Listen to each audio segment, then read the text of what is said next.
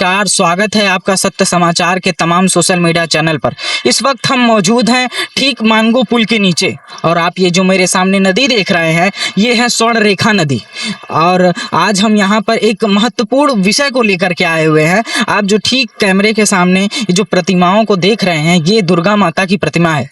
हर व्यक्ति नवरात्र का 9 दिन तो माँ की सेवा करता है और 10वीं के दिन उनकी मूर्तियों को पानी में बहा देता है। मानता हूँ कि मूर्तियाँ मिट्टी से बनी होती हैं और ये सभी जानते हैं कि पानी में जाने के बाद मिट्टियाँ गल जाती हैं, लेकिन जो उनके ऊपर चढ़ावा चढ़ाए जाते हैं, जो फूल माले होते हैं, वो सब कुछ रह जाते हैं। और आप ठीक सामने देख सकते हैं कैमरे के, ये देखिए जो फूल है, जो कपड़े हैं, वो ऐसे ही रह गए। देखिए माता की चुनरी, जिसे सबसे महत्वपूर्ण अहम कड़ी मानी जाती है, वो किस तरीके से यहाँ पर फैली हुई नजर आ रही है। स्वर्ण रेखा नदी में तो हजारों मूर्तियों को विसर्जित किया जाता है, लेकिन साथ साथ ये इस तरीके से अगर किया जाएगा तो ये गंदा भी हो जाता है। तो आइए हम और आगे चलते हैं और यहाँ पर कुछ लोग भी मौजूद हैं, तो आइए हम इनसे बात करते हैं। भैया क्या नाम हुआ आपका? मंगल नाम हुआ भैया। अच्छा, ये जो मूर्तियों को विसर्जित किया गया है और ये जो किनारे किनारे मूर्तियां आ गई हैं, हालांकि अब पानी में मिट्टी तो गल जाती है, लेकिन ये जो कपड़े उपड़े हैं, इतनी जो गंदगी है, इस पर आपका क्या राय है? देखिए भैया, तो विसर्जन करते हैं, उसके लिए अब वो भगवान का चीज है बोल के उसको नदी पे बहा दिया जा रहा है। समझे ना? वो नहीं देख रहे कितना गंदगी हो रहा है नीचे पे आके, समझे?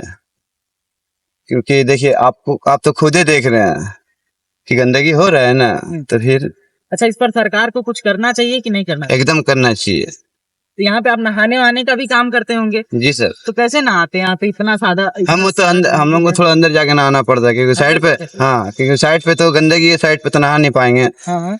अब क्या बोले, इसीलिए थोड़ा अंदर जाके नहाना पड़ता है। आइए, एक और भी व्यक्ति हमारे साथ मौजूद हैं। तो भैया क्या नाम हुआ आपका?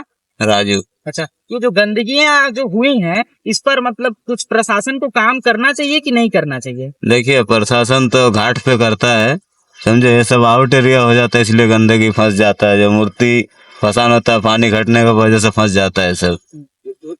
विसर्जन के बाद अगर पानी बढ़ा दे हल्का तो गंदगी नहीं होगा थोड़ा भी। विसर्जन के बाद हाँ, बढ़ाना होगा। हाँ।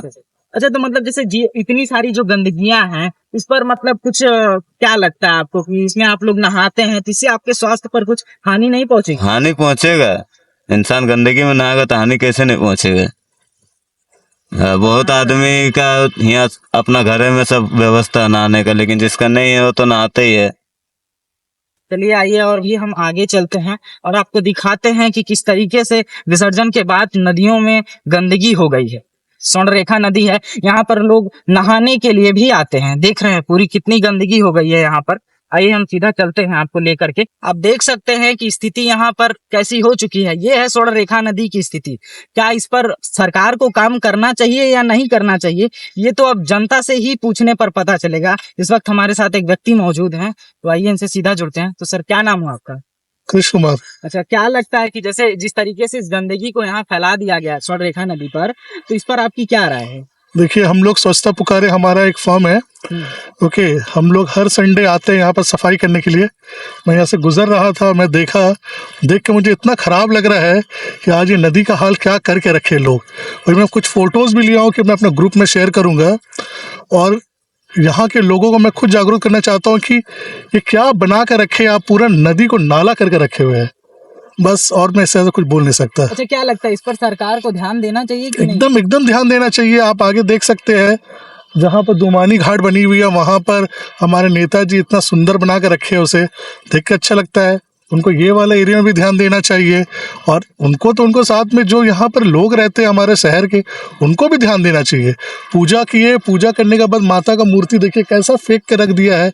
इनका एक अलग स्टेप भी होना चाहिए कि कैसे हम लोग सफाई को बना कर रखें। आप देख सकते हैं कि किस तरीके से गंदगियां यहाँ फैली हुई हैं। माता की चुनरी है, नारियल है, फूल है, मालाएं हैं। देखिए किस तरीके से यहाँ पर सारा का सारा जो सामान है वो किस तरीके से बिखरा हुआ है, और इस पर कोई भी काम नहीं किया जा रहा है। और भी आगे हम आपको लेकर के चलते हैं और आपको दिखाते हैं कि क्या क्या हो रहा है यहाँ पर। ये देखिए सामने आपको माता की प्रतिमा दिख रही है। इसे विसर्जित तो किया गया है, लेकिन ये प्रतिमा विसर्जित तो नहीं हुई है, सीधा तैर करके सामने आ गई है। अब सोचिए कि मान लीजिए माता की मूर्ति को विसर्जित तो किया गया है, लेकिन अब इससे कितनी गंदगियां उठेंगी, अब आप ये स्वयं जानते हैं। जल में कितने विषाणु, कितने आ जाएंगे जो यहाँ पर लोग नहाने के लिए आते हैं, उनके स्वास्थ्य पर क्या क्या हानियां पड़ सकती हैं। और भी आगे हम आपको लेकर के चलते हैं। देख सकते हैं कि किस तरीके से लोग इस स्वर्ण रेखा नदी में नहाते हैं, साथ ही साथ अपना तो नहाते ही हैं, अपने बच्चों को भी लेकर के आते हैं। लेकिन अब जब आप एक कल्पना कीजिए कि ऐसी गंदगी अगर यहाँ पर पसरी रहेगी तो वायु में जो प्रदूषण हुआ है, यहाँ पर लोग जो हवा में जो सांस ले रहे हैं, उस पर उनकी क्या स्थिति होगी। हालांकि सफाई का काम तो चल ही रहा है। इस नदी पर मूर्तियां बहाई गई थी, जिन्हें ले जा करके इस किनारे पर रख दिया गया है। आप ठीक देख सकते हैं कि मूर्तियों को जल से बाहर निकाल दिया गया है। आप देख सकते हैं कैमरे के सामने कि मूर्तियों को पानी से बाहर निकालकर एक किनारे रख दिया गया है। लेकिन अब इनका क्या होगा, अब वही जाने।